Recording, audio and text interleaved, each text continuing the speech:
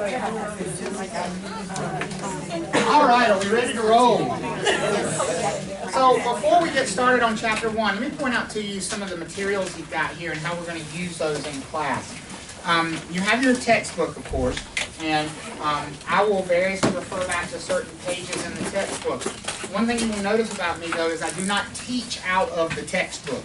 I am not going to read you passages from the textbook. I don't find value in that as an instructor. That's not the way I teach. I expect that you will read the textbook on your own. Not, that's a supplement. I'm not so. I wouldn't be doing my job if I sat up here and read you what's in the book. Right? You can all read at this point in your life, I hope. And so you don't need me for that. You need me to explain the concepts that are there. But I will refer you back to pages in the book as we go along. Also, you have a binder. There's a reason it's huge. It's going to get full. Okay, right now, you only have the slides for the first 3 chapters in that binder. Every week, I will give you a new supplement of the slides.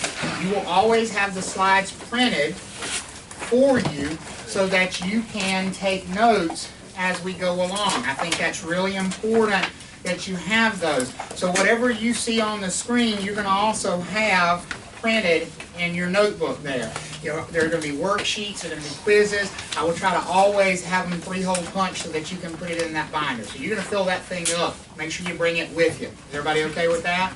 Right. Now, in your binder, if you want to look in there real quick, because you're going to need to open it up anyway, the very first thing in here is the syllabus. For those of you who haven't taken a college level class in a while, a syllabus is like a course outline. It's a detailed course outline that tells you what we're going to cover. This comes from the Real Estate Commission. Now, here's what I want to point out to you. If you'll turn over to page 1 of the syllabus, not the Roman numerals, but the actual page 1. If you look at each one of the topics, if you notice it says, like, for example, general characteristics of real estate, level 1. Does everybody see where I'm talking about? Every topic in this syllabus lists things as level 1, level 2, or level 3. Level 1 means I'm going to mention it, and then we're moving on. Level 2 means that we're going to talk in detail about it. Level 3 means you need to know how to write a novel on that topic. When you see level 3, so one of the best ways to study this material, because you can't study all of it all the time. This book is too much. It's too much. It's overwhelming. One of the best ways to study is to go back and look at the syllabus when we've covered a particular thing, and all those things that are listed as level 3, that's where you focus your studies on. Because those are the things that they're going to dig into on the test. And when I say dig into, I don't mean memorization. I mean, you've got to be able to answer specific questions about scenarios. What does this mean? What happens if this is the case type questions. Are you with me on that? So when you see level 3, that's an instant flag. I need to study the heck out of that stuff. Okay? So the syllabus is very helpful in that regard. So don't forget that you have this syllabus, because it's always a good study guide to go back and look at the level 1, 2, and 3 stuff. If you turn to the back of the syllabus, I'll give you a page number here in just a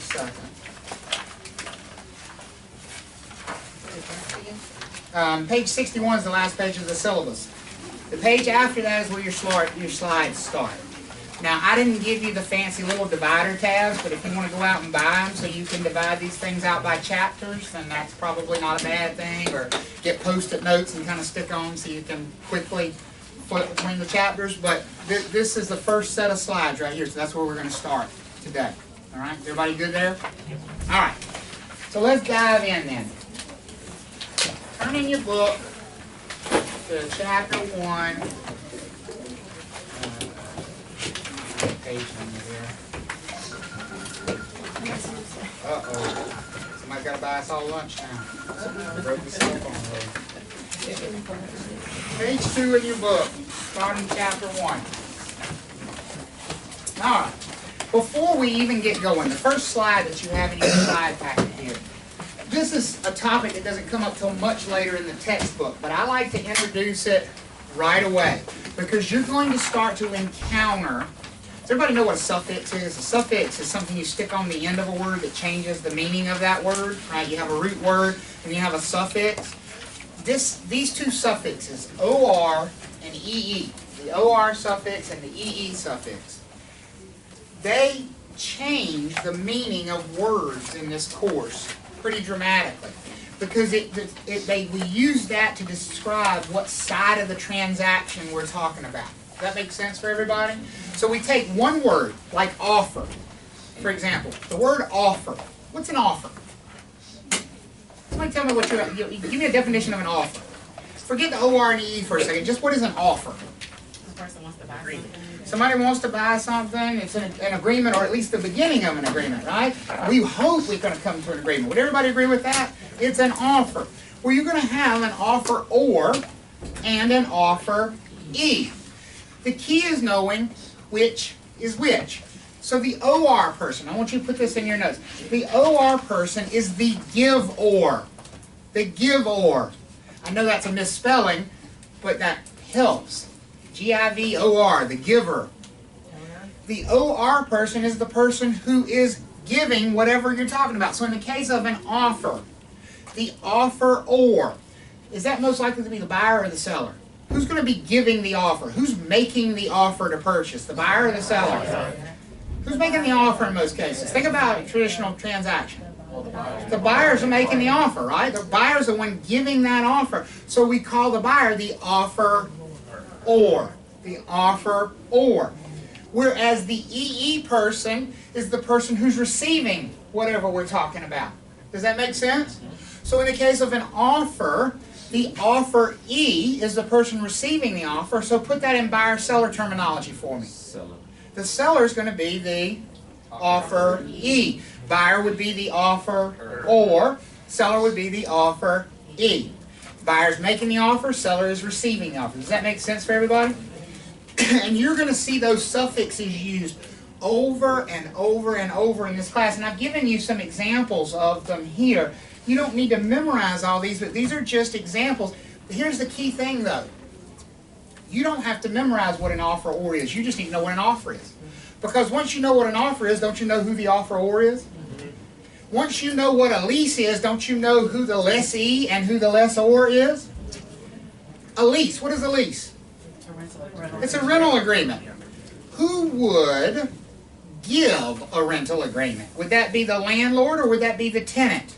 The landlord. So the landlord would be called the what? Lessor. The person giving is the OR person, right? So a landlord would be the lessor, and the tenant would be the lessee. You see how easy that is? First 5 minutes, and you already know how to do half the vocabulary in the class. Just by knowing those two suffixes. Is everybody good with that? Yes, sir. Good, good.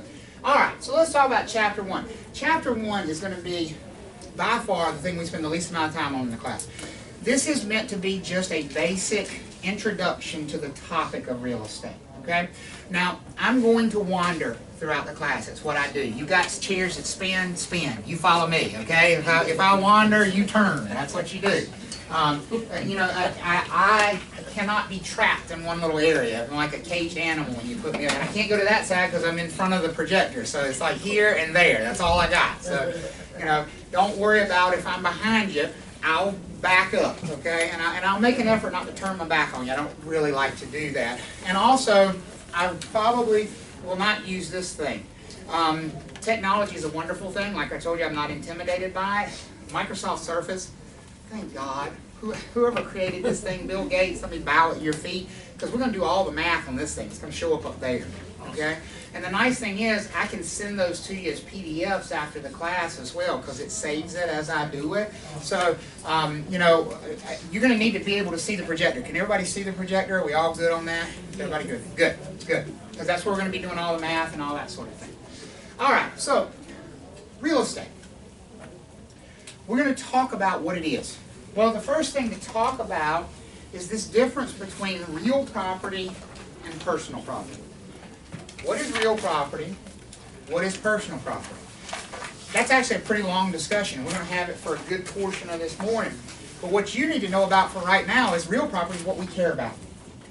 Real property is the same thing as real estate. And this is a real estate class. Everything else that's not real property is called what? Personal property. So, real property has one very distinct characteristic.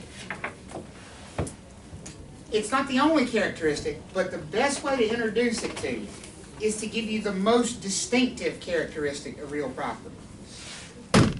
That's real property. It's real property.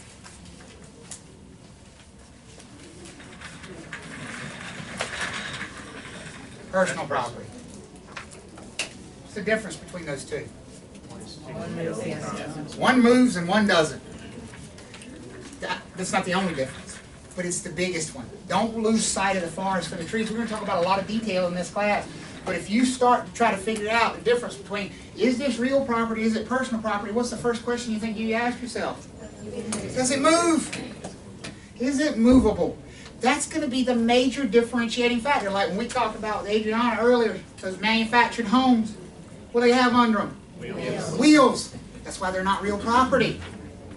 They have wheels. Wheels are meant to do what? Move. Just like that chair. The house is the same thing as that chair. Personal property. You okay with that so far? That kind of a description? Because that's going to take you a long way as far as deciding the difference between real property and personal property. Here's why that's so important. You're getting a license to sell real property. You need to be able to differentiate, because when you take a client, a buyer in, and you show them a house, isn't it important that you be able to speak to them about what is included in that sale and what is not included in that sale? You see where I'm going with that? That's why this is important. It's not just important for test taking purposes. It's important so that you can actually convey to this buyer, yes, that is part of the sale. So just look, using the discussion we've had, that briefest of discussions.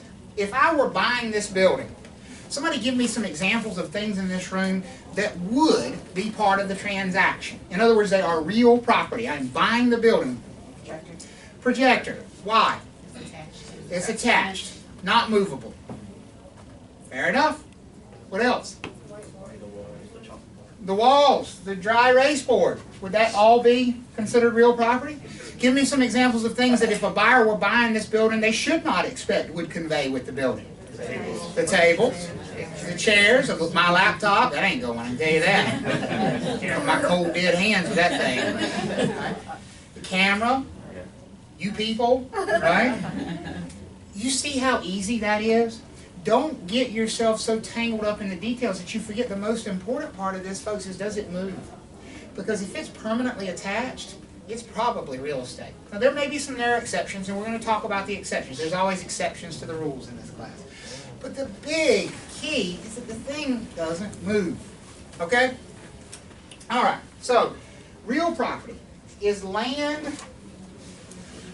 and everything that is permanently attached to the land. Now, I've introduced a word here that you're going to see over and over in the class, and it's a weird word. You've probably never encountered. Well, those of you that have taken the class before, you have encountered it, but those of you that haven't, this word appurtenant, that's like a funny sounding word. Would you agree with that? Appurtenant and appurtenance. Appurtenant means attached. That's what it means. So things that are attached to the property, we say are appurtenant to the property. That's all it means. Appurtenant just means attached. Now, here's where it gets a little bit sticky with appurtenances. As you're going to find out as we start to go through this stuff, appurtenances can be things you can physically see, like this wall. This wall is an appurtenance, and that door is an appurtenance. But there are also going to be rules and restrictions and rights that you can't see that are also appurtenant to the property. How many of you live in a neighborhood that has covenants? Like a subdivision, you have restrictive covenants.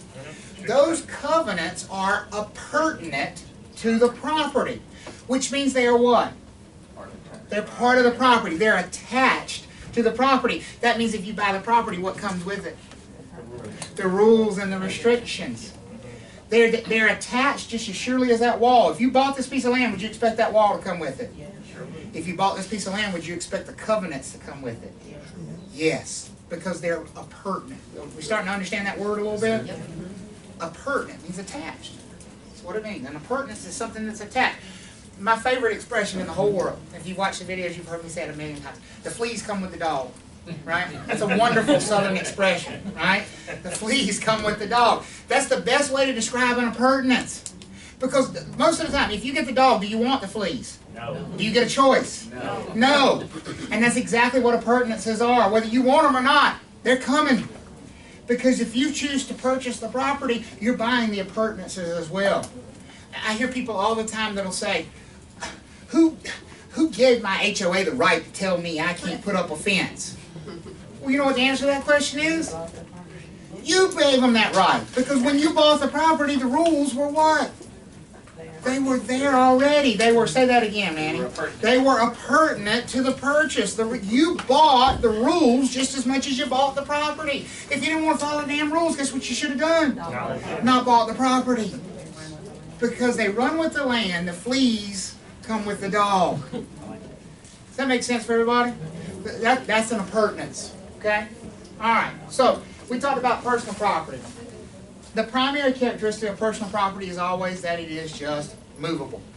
That is the #1 feature of personal property. So let's define land. Let's give you a definition of land. Because real estate begins with land. Land is the most important thing. That's ultimately what we're selling. Land is the surface of the earth and everything above it and everything what? Below it. The surface of the earth, everything above and everything below. That is land. So when I buy a piece of land, not only am I purchasing what you can see on the surface, I am purchasing things that might be below my feet. What things might be below my feet? Dirt. What else? Minerals. Oil. Water. Gold. Diamonds. Who knows? Dead bodies.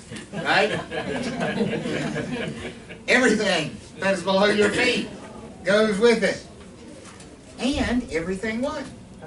Above. So when you purchase land, you're not just purchasing what you see on the surface, you're purchasing everything below and everything above. Does that make sense? That is the basic definition of land. Real estate just goes one step further than that. Real estate simply says it's land plus everything permanently attached to the land. So is this building real estate? Yes, because this building includes the land and what? Everything permanently attached to the land. Permanently attached could be things that people have built, like this building. What else is out there that's permanently attached? Those trees. Tarantula said the trees, right? Are they permanently attached? Yes. Absolutely. So are they part of the real estate? They absolutely are.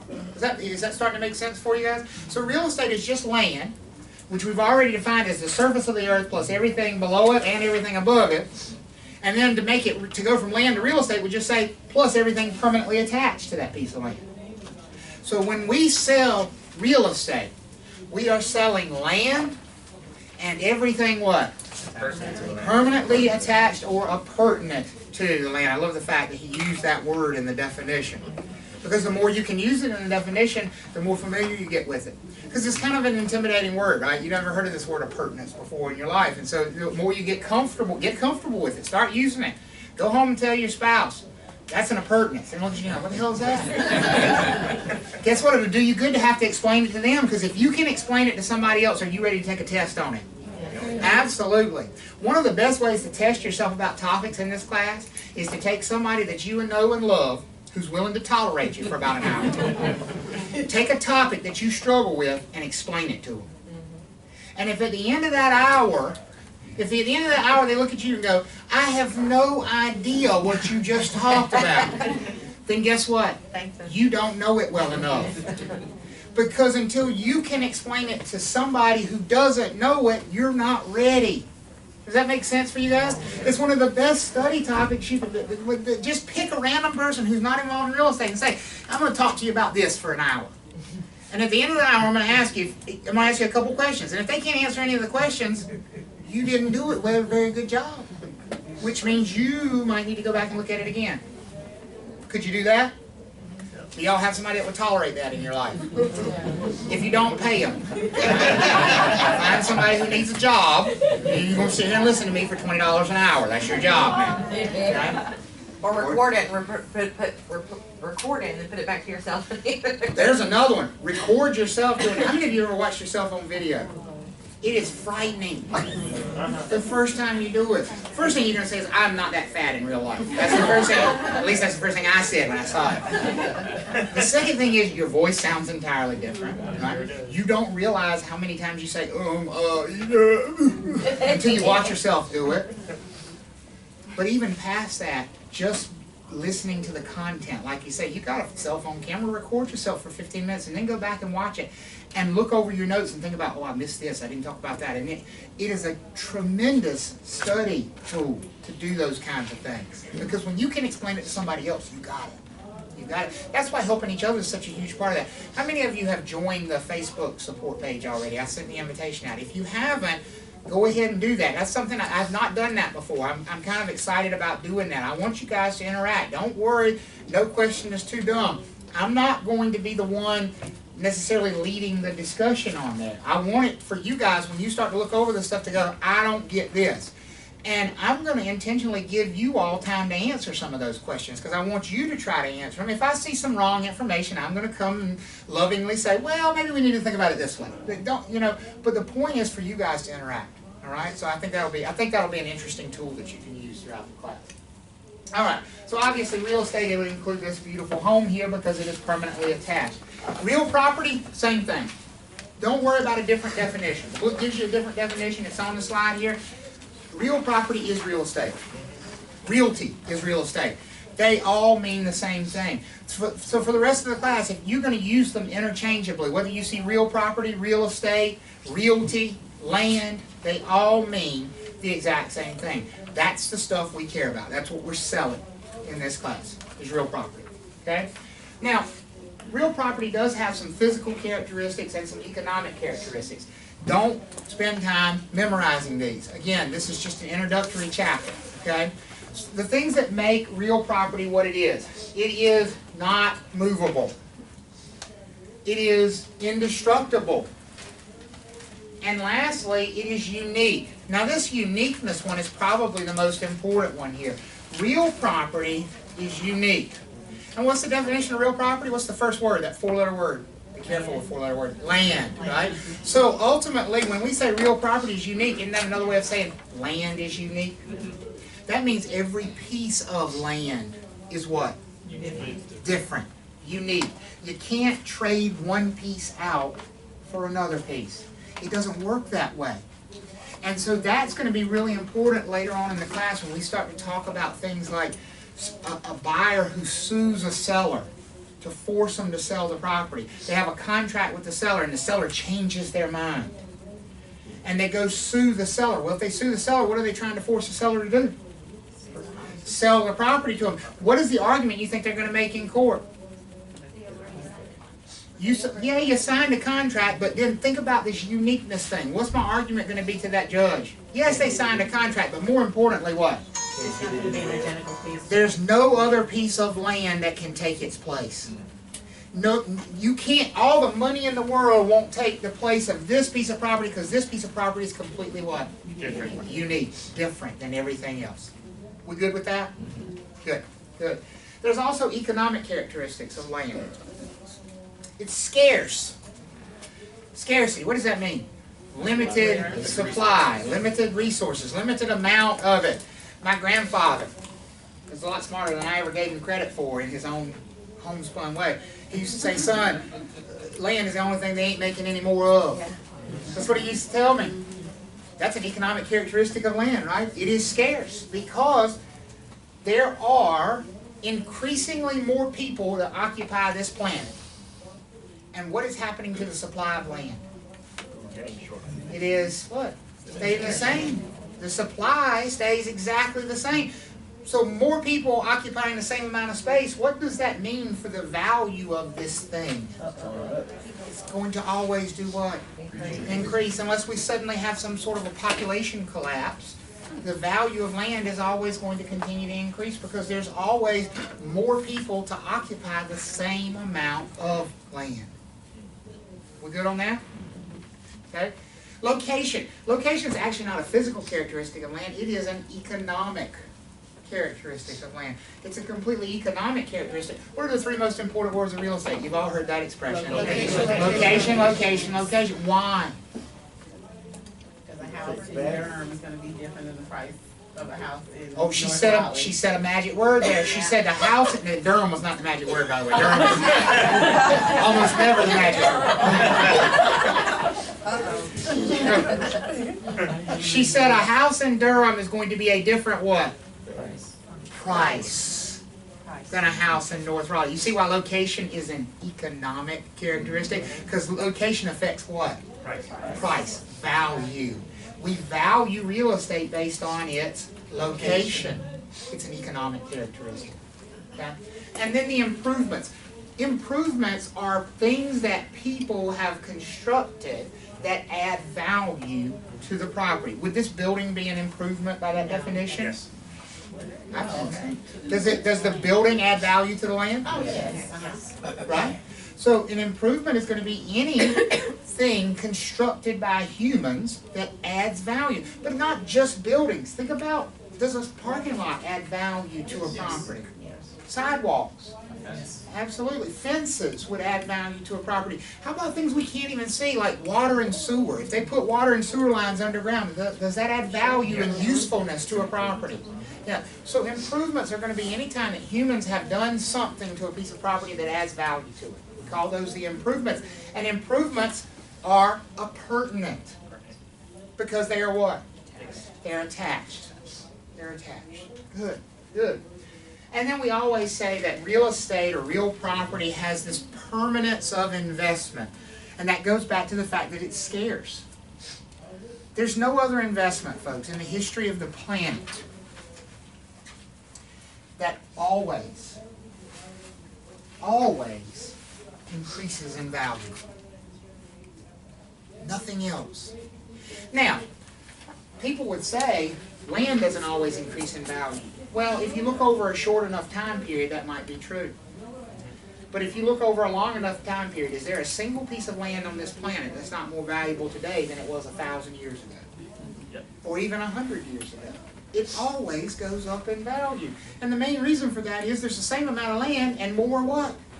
People all the time. So real estate has this permanence of investment that nothing else has.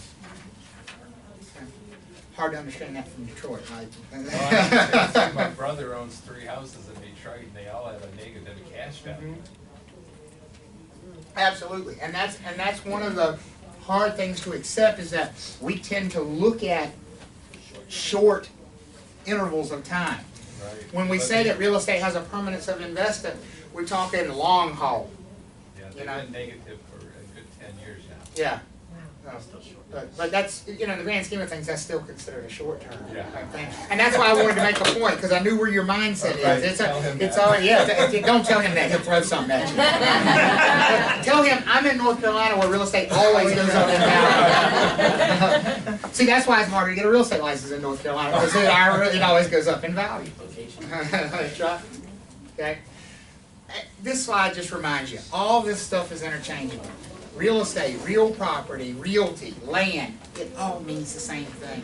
You're going to see it used interchangeably on the test. Don't get bent out of shape. We're going to have that a lot in this class where we have different words that all mean the same thing.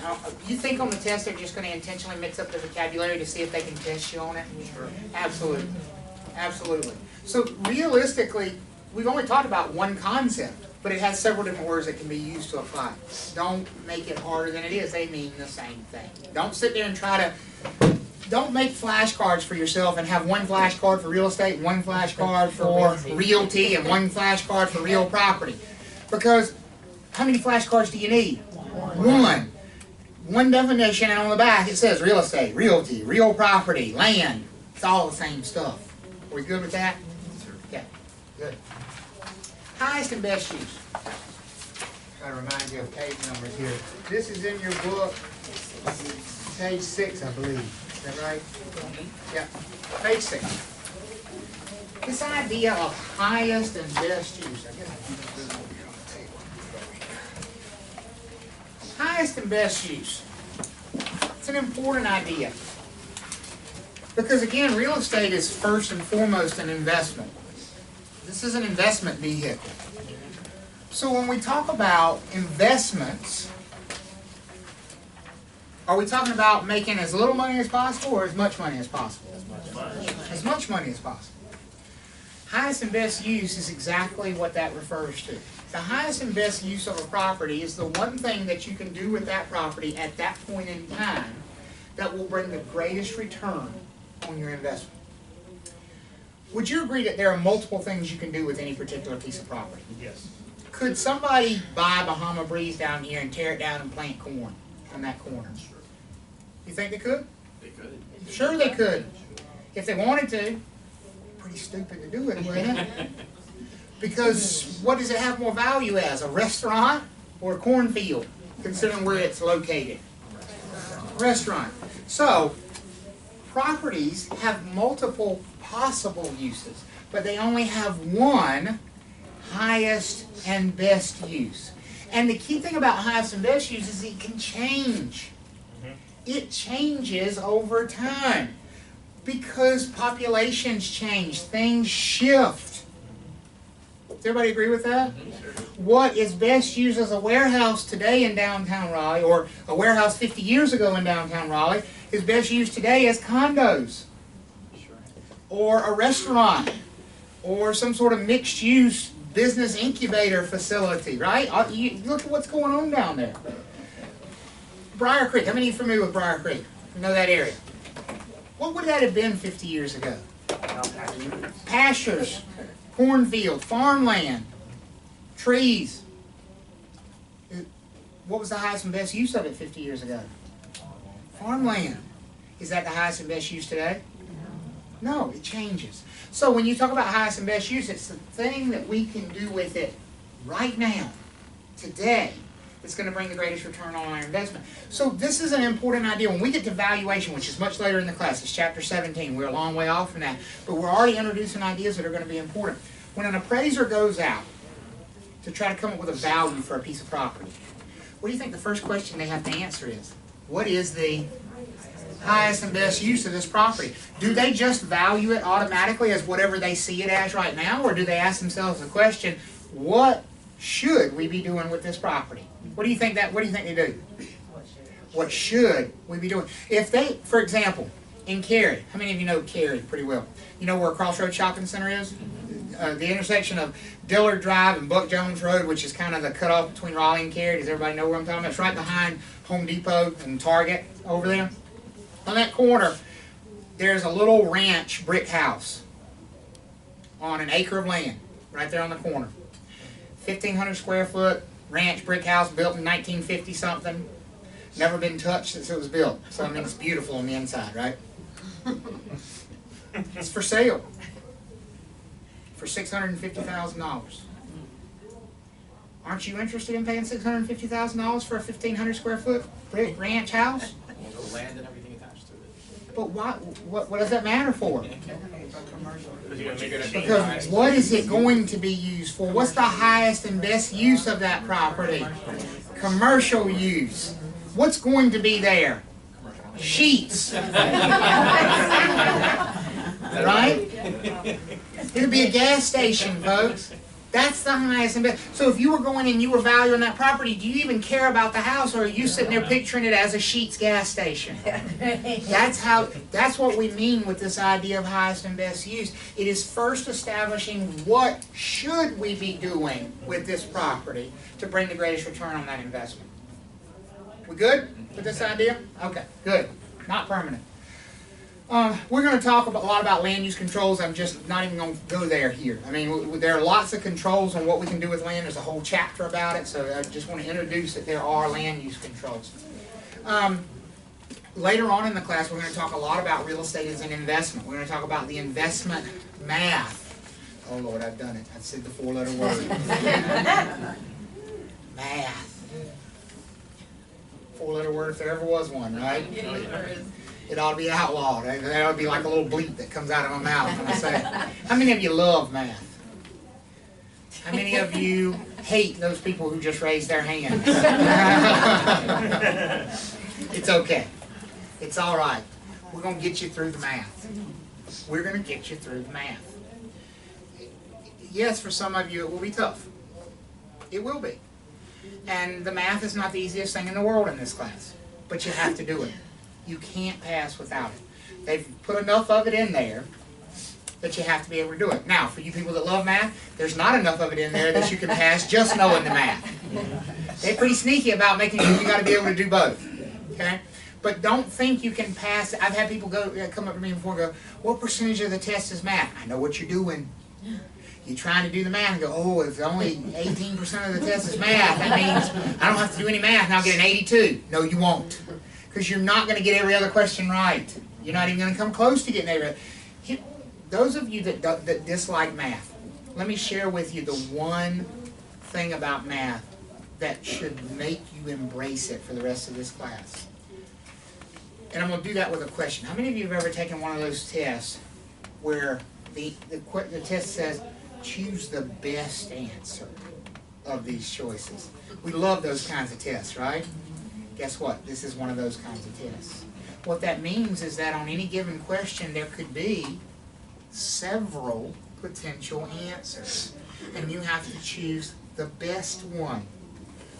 With the exception of some questions on the exam. You know which questions on the exam only have one right answer? The math questions. The rest of them you have to do this song and dance of, okay, well I can eliminate this one, I can eliminate this one, I'm down to two, let me pick one. Yeah. The math doesn't work that way. When you know the math, boom, there's the answer. And so the math is going to be your strong suit. You're going to be like drooling to get to the math because you know that once you get that nailed down, you can fire out those answers. Does that make sense for you guys? So in that vein, speaking of the math, while I'm brought up the subject, you need to get a calculator. If you got the email, if you didn't get the email, go check your spam. I sent you a link to, I'm not advertising for Casio. I don't care what kind of calculator you get. In fact, you can get the generic one at Walmart that's like $6. You know, I was just trying to show you an example of, show you, this is the exact one that I sent you a link of, right there. And it's $9 at the Walmart right down the street right here. Something like $9. But this is what you need. You don't need anything less fancy or more fancy than this, okay? You need one that has a percent button. We're going to use the percent button a lot, right? You need one that has a big display. Your eyes are going to get tired taking a 4-hour exam. You get one of these tiny little calculators, you can't see the decimal point. You need to see the decimal point. It matters, okay? So get something with a big display. Get something with a percent button. Do not come in here with a TI-85 graphing calculator. You can't use it. It's not allowed. You know what else is not allowed? That is not allowed. Wonder why? Think you might cheat with this? The state certainly thinks you will. Not allowed. Don't sit. Here's one of the, and people do this a lot. It happens a lot. People go through half the class using this. Because they keep telling themselves, oh, I'm going to go get a calculator. I'm going to go get a calculator. I'm going to go get a calculator. And I'm going to show you something. Some of y'all are going to laugh and you're going to think it's crazy. How many of you, do I have anybody in the room who's never used one of these? Who's never, and it's not anything to be embarrassed about. Do I have anybody who's never used one? Because most of the time now, these millennials, they've never seen one. They haven't. Because why would they? They don't need it. It's built into the thing that they've had glued to their hips since they came out of the womb, a smartphone. Right? I'm not picking on millennials, by the way. I think millennials are awesome. I wish I was one. As somebody who's on the other side of that hill, I would love to be back there. But you need a calculator, and you need to get accustomed to using your calculator. You need to know what buttons to press and what order, because these things are finicky. This is like 1982 technology, right? They don't all work the same way. It's not going to be the same order of buttons to press on every single calculator, so you need to get very comfortable with your calculator so that you're not... I've seen people walk in on the day of the exam and they're unwrapping a calculator. And then they get halfway through the exam and they come up to me and they go, how do you use this? And you know what? I can't answer the question on the day of the exam. That's something we need to work out early in the class. Do you agree with me on that? You need to get comfortable with your calculator. So go ahead and get one. If you don't have it already today, that's okay. But by next week, you need to come in here with one. Okay? And please get one with a big display. Seriously. I prefer one that's 10 digits. Some of them are only 8 digits. We do some math with really big numbers in the class. You know, millions of dollars. And so you can kind of run out of digits sometimes with the 8-digit ones. I prefer, it's not necessary, but I prefer a 10-digit if you can find one. That's why I specifically recommended the Casio one, because it's a 10-digit. And you got one. So there you go. There you go. Where'd you get it? Walmart? Walmart. They got everything. Special calculator. All right, everybody okay with that? Don't be afraid of the math. We'll get through it. But won't they manipulate the numbers and come up with ones that you might have thought were right? Absolutely they will. Absolutely they will. Which is why we're going to get it nailed down. Carolyn's question is, won't they manipulate the numbers and plug them in a way that they think you might plug them in to see? Do you think that they're just going to take those numbers and plug them into a calculator? Do you think they're going to divide when you should multiply and put that answer on the test? Yeah. Absolutely they will. But that's okay, because we're going to make sure you know that you're not fumbling around. You know what the first thing you don't pick up when you do a math question in this class? The calculator. The calculator is going to be the last thing you use on the math question. Because until you've written down the equation, and until you've circled exactly what you needed, and you've written out long format, this is what I'm multiplying, this times this, you are not ready for the calculator. I will slap your hand. How many of you hated your 7th grade algebra teacher when they show your work, show your work? Welcome to 7th grade algebra, folks. Because I can't help you if you don't. Think about it. Imagine walking up behind somebody and this is my favorite thing in this class. I walk up behind somebody. This right? Well, it's wonderful if it is. What if it's not? And here's what they'll say. They'll go, is this right? And I'll say, nope. Well, I don't know what I did wrong. Well, guess what? That makes 2 of us. Because I can't see nothing but a number on there. You see what I mean? I need you to show your work, not only for you, but for me, so that I can see where you're going right and where you're going wrong. So I can help you. I can't help you if you don't show your work. It doesn't work that way. I'm not a mind reader. I don't know what you punched into the calculator. And so I need you to show your work so that I can help you. That's why we do that. All right, so that's my spiel on math. All right, now you can breathe again. We don't want to talk about math anymore. But we are going to do quite a bit of investment math later on in the class. You know, obviously we talk about the advantages and disadvantages of investing in real estate. Well, based on one of the characteristics we talked about, that real estate always goes up in value, would you say that that's a pretty big advantage of investing in real estate? Yes. Yes. In fact, it is the primary advantage of investing in real estate. What do you think the primary disadvantage is of investing? It's not liquid. Well, for those of us who don't know what liquid assets mean, what is a liquid asset? Cash. Cash is a liquid asset, right? Cash is something that you can immediately spend on other things. It's an asset and it's liquid. It can be instantly. Other examples of liquid assets. Stocks and bonds are pretty much liquid assets, especially in today's world where you've got E-Trade and Ameritrade and all those kinds of things. You can go on your computer. If you own stock today in IBM, and you met Carty and said, I don't want to own stock in IBM anymore because I see who's working there. I'm sorry. Could you go sell it tomorrow when the market opens? Pretty liquid. If you own this building, and you need the money tomorrow. Is that going to happen? No, it's not going to happen. Real estate is a very unliquid asset. It takes time to convert real estate into cash. And that's the biggest disadvantage of investing in real estate, is it is a slow investment mechanism. It takes months in many cases to complete these transactions. In some cases, years for certain commercial transactions. To go from the time we go under contract to the time we've actually closed the deal could be more than a year in some cases. And those of you that are frowning, yeah, you got to wait till it closes to get paid too. Yeah. Welcome to a commissioned existence. That's exactly right. That's exactly right. We get paid when the thing happens, not when we want it to happen. Going under contract's wonderful. Let's close though. That's when I get paid. Hey, Travis, Yes. quick question. So, on the previous slide, you said investment is not necessarily an area of expertise of the real estate agent. Mm-hmm. Why do you say that? Well, we have to, so Condi's question is, why is investment not an area of expertise for the real estate broker? We have to be very careful because people start to look at us as quote-unquote experts in everything. I can't tell you how many times I've been showing a house and somebody would say, how much is it going to cost me to knock that wall out? Do I look like a general contractor to you? Well, I want to put hardwood floors in here. How much is that going to cost? Or, I want to buy this apartment building. What do you think my return on investment is going to be? We really get lumped in with pretty much every service provider on the planet as a real estate broker.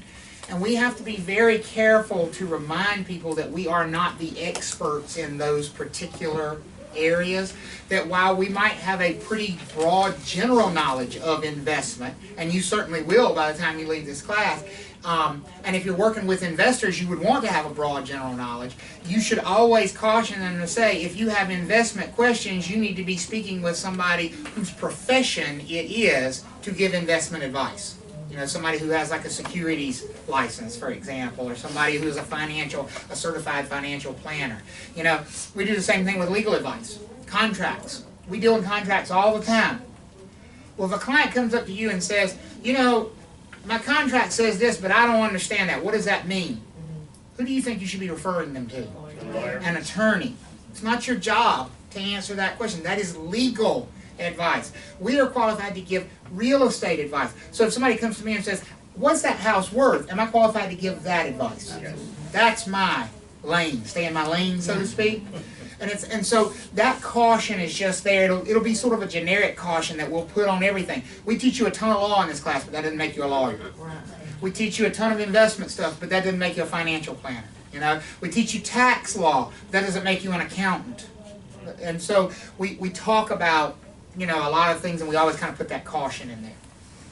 All right, good question. Very good question. All right, you don't need to memorize any of these specialties in real estate, but this just gives you an idea of the different areas of real estate other than brokerage. Most of you think of the real estate license as being something that you only, or that only applies to selling houses. That tends to be the mindset, you know, and that's okay. If that's what you came in here thinking, I'm getting a license so I can be a realtor. By the way, realtor and licensee, not the same thing.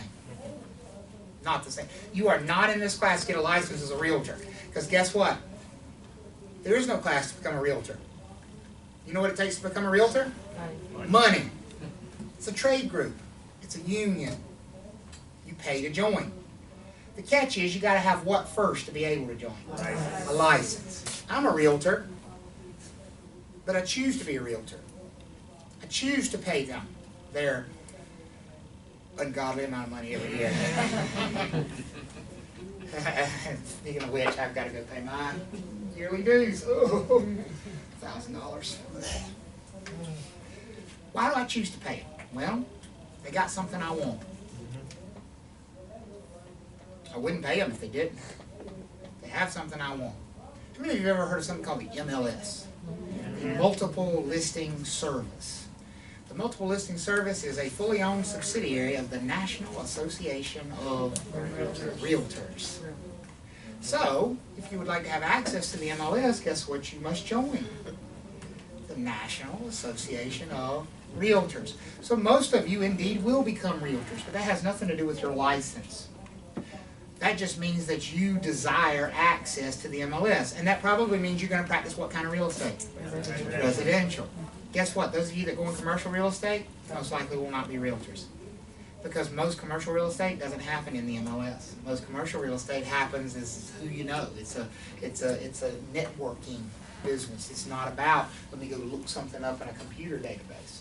If you go into property management, you're probably not going to be a realtor, because most property management doesn't happen in the MLS. But if you go into residential sales, would you agree that most residential sales happen in the MLS?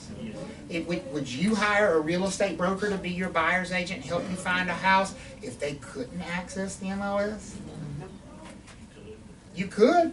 They can. They can represent you legally, but they can't get you in any of those houses that are on the MLS, which is all of them. And so they would not be very effective at their job, right? So don't confuse that word realtor with licensee. You're here to be a licensee. You may choose, indeed, to join the National Association of Realtors, but that'll be your choice. And if you go into residential real estate, it really won't be much of a choice, because you just can't do it without having access to the MLS. Everybody okay with that? Good, good. Now, your book, this is where I start to differ with your book, and I do that from time to time.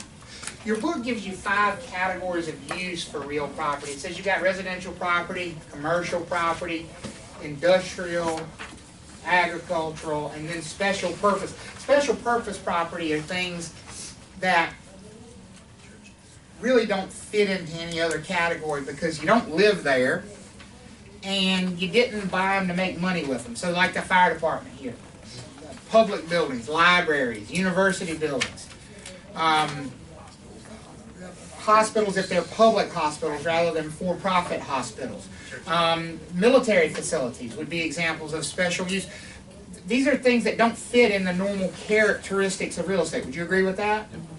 Now here's what I like to do. I don't like to talk in 5 here because 3 of them are really the same thing. Which 3 would you group together of those 5? Commercial, industrial, and special. Why do you buy commercial property? You want to do what? Make money. Somebody said make money, right? Why do you buy industrial property? Make money. Why do you buy agricultural property? Similarity there, right? So I use 3 types of real estate. Residential. I bought it because I want to do what? Live in it. I own it because I want to live there. Second category, income producing. I bought it because I want to do what with it? Make money. So that would include commercial real estate. That would include industrial real estate. That would include any type of real estate that we have purchased in order to make a profit, to generate income from its ownership. Could that also be a house? Yes. Sure it could. Houses could be income producing properties. If the reason I buy it is to generate income, then it's an income producing property. Would you agree with that? Yes, sir. So my 3 categories are strictly based on what the use is going to be. If I buy it to live there, it is what? Residential. If I buy it to generate ongoing income, it is an income producing property.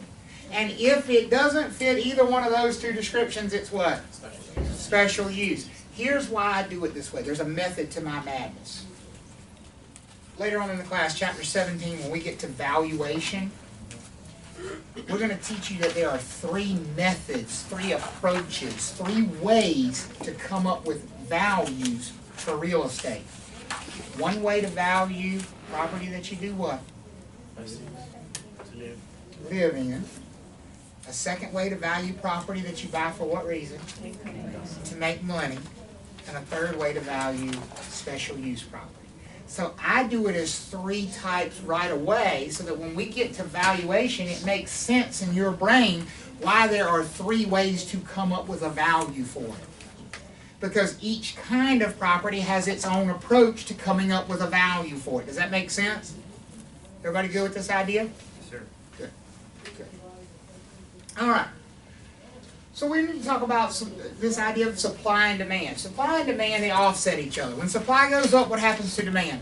It goes down, and vice versa. When demand goes up, supply goes down. Would you agree with that?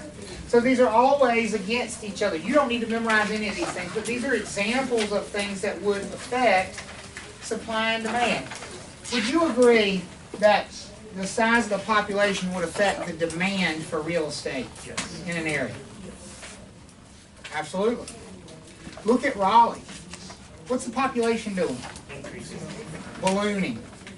Rapidly.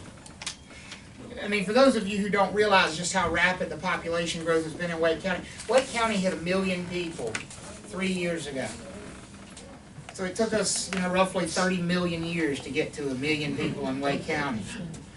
We're at 1.3 million right now. So we've picked up 30% additional population in 3 years. That is not population growth, that is population explosion. Does that affect the demand for real estate in our area? When the population goes up, the demand does what?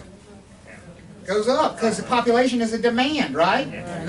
More population, more demand. So when that demand goes through the roof with this population growth, what happens to the supply of available housing? It goes down. Have any of you looked at what's on the market? It's a short look, isn't it? Because there's nothing there. There's nothing there. Here's going to be what you'll love about getting in this business. You're going to get a phone call or an email from somebody who's moving here from Cleveland.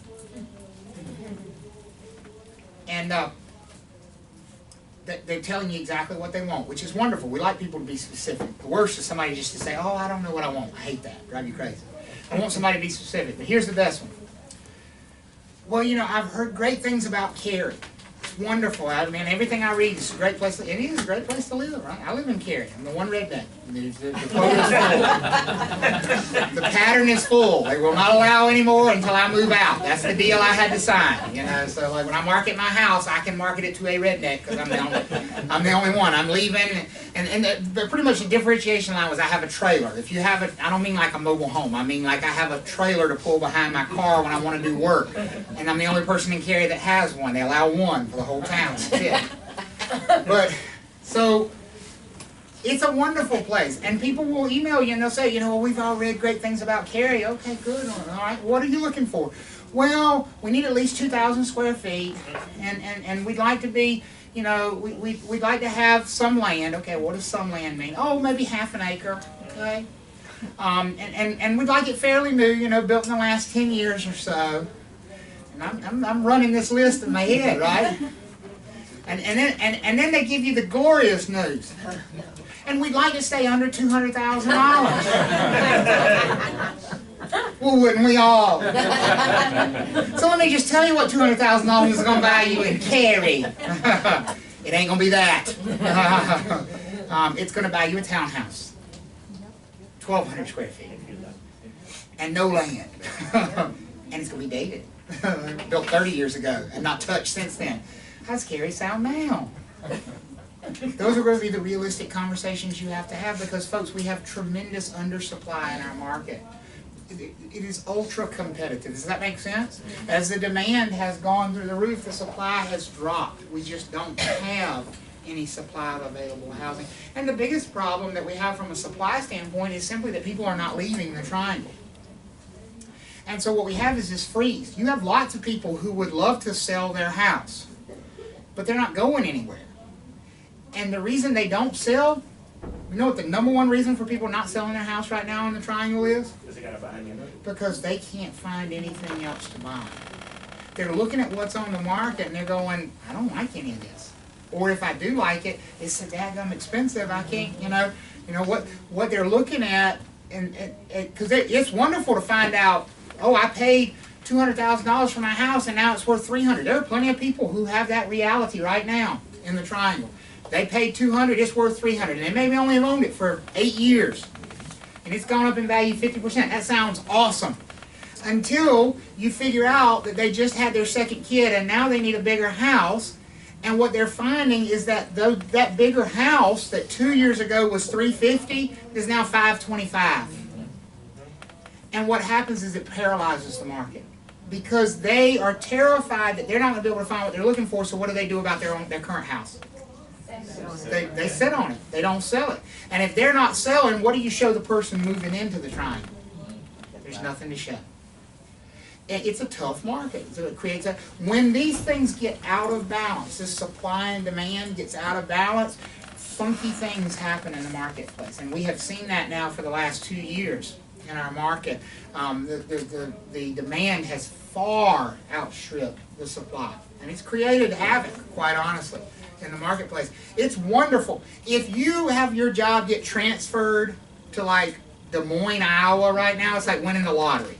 Because you're going to be selling in the hottest real estate market in the country and buying where nobody wants to go. You might be able to buy Des Moines, the whole damn place. And you sell your house in Gary. But think about those poor people who are doing it in the opposite direction. Think about those ones who are having to sell in maybe a depressed market, Troy, right? Or some of those other parts of the Rust Belt, you know, Ohio, Pennsylvania. And they're coming here. It is like complete sticker shock for them. They look at it and they're like, what? Because when they picture North Carolina, they picture cows and fields. There ain't many cows in Wake County anymore.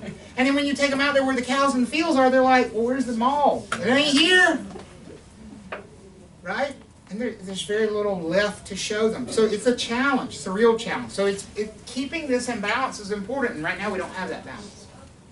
We really don't. Okay? Everybody understands the idea of supply and demand? Good. Good.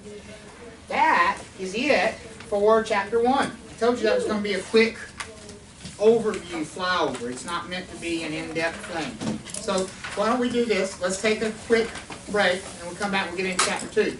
Chapter 2 will not be nearly as forgiving, I promise. We're about to really put the clamp down on your brain here and start with the heavy-duty material. All right? Yes, I need to grab those contracts from you. Let me stop the camera so I can restart it for the next chapter.